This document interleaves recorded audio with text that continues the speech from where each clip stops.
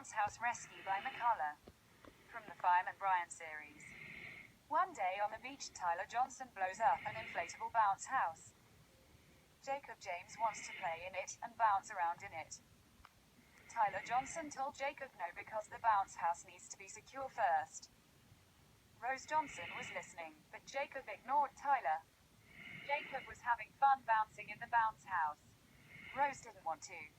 She was listening to what her dad told her to do. Rose decided to bounce around in the bounce house with Jacob anyway.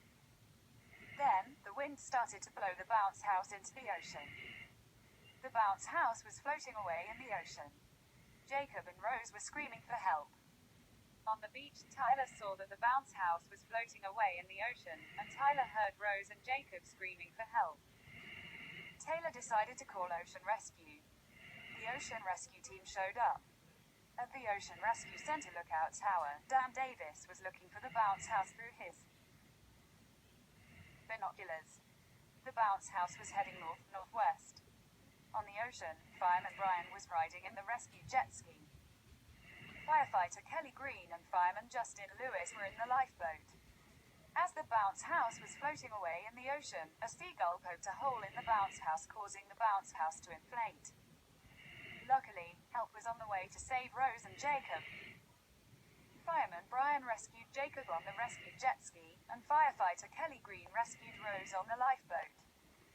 Meanwhile on the beach, Jacob and Rose were sorry for not listening to Tyler Johnson.